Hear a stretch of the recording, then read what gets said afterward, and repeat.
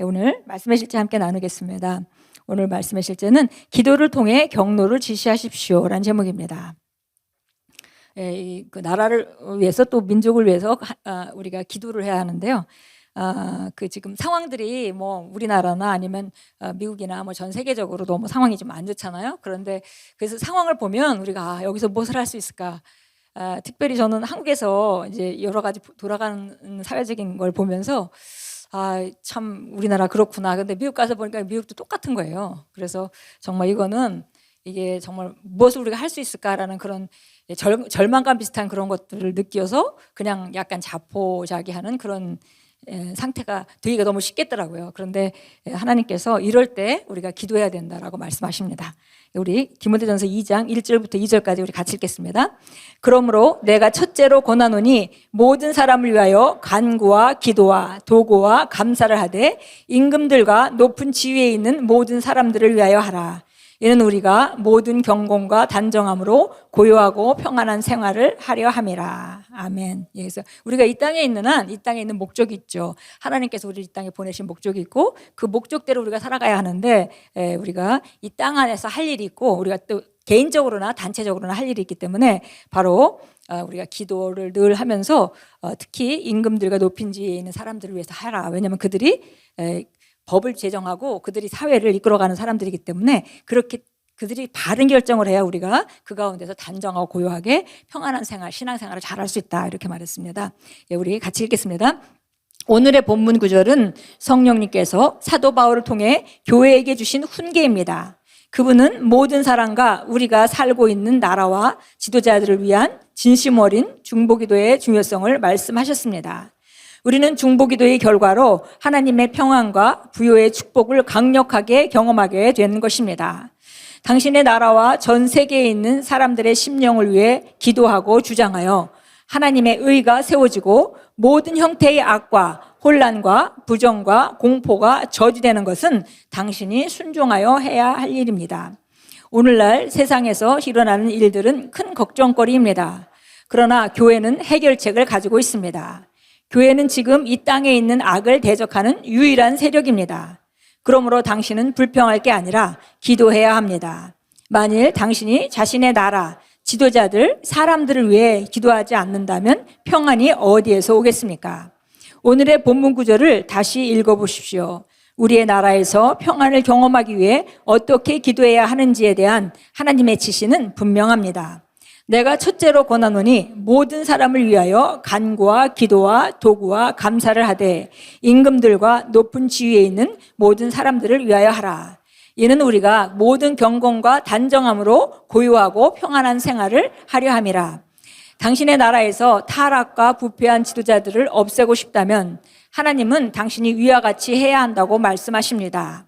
무기를 들거나 폭력을 행사하는 방식이 아닙니다.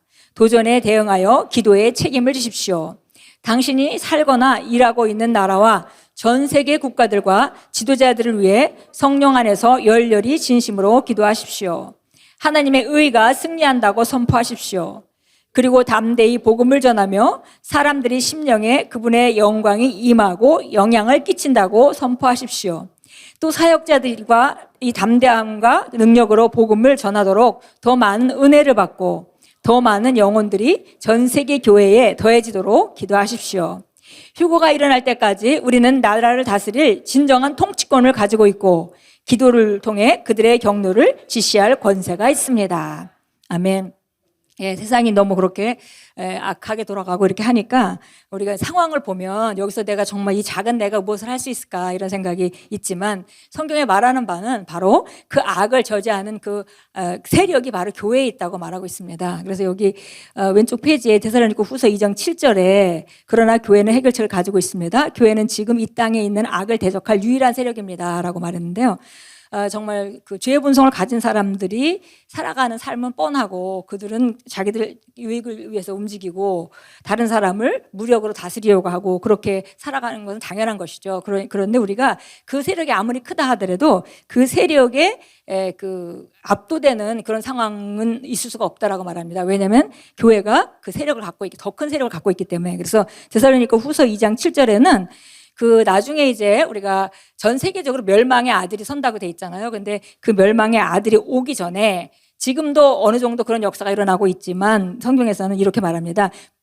그 불법의 신비가 이미 일하고 있으나 다만 지금 막고 있는 이가 길에서 옮겨질 때까지 막으리라. 그러니까 지금 막고 있는 자가 있다는 거예요. 그래서 우리가 이제 그걸 교회가 바로 그런 일들을 막고 있고, 그다음에 교회가 들림을 받게 되면, 휴거되게 되면 이 땅에는 정말 악한 자가 다스리는 그런 세상이 온다고 말하면서 우리가 교회가 있는 동안은 그것을 다스릴 능력이 교회에 있다라고 말하고 있는 것입니다. 그래서 우리가 정말 상황을 보고 너무 이렇게 그 주저앉기보다는 지금 내가 이것을 위해서 우리 교회가 아직도 살아있기 때문에, 교회가 이 땅에 있기 때문에 아직도 우리에겐 기회가 있구나, 그리고 내가 할 일이 있구나, 이렇게 바라보면서 우리가 기도해야겠습니다. 그래서 이 기도는 책임이다 이렇게 말했습니다. 그래서 하나님의 의가 선포한다. 상황이 어떻든지 간에 하나님 더 크신 분의 의가 이 땅에서 승리한다고 선포하고, 그리고 그 복음을 전할 때에 사람들의 마음이 성령의 터치를 받고 하나님의 영광이 임하도록 기도하고, 그다음에 사역자들이 담대하게 복음을 전하게 기도하고, 더 많은 영혼들이 구원받기 위해서 기도하고,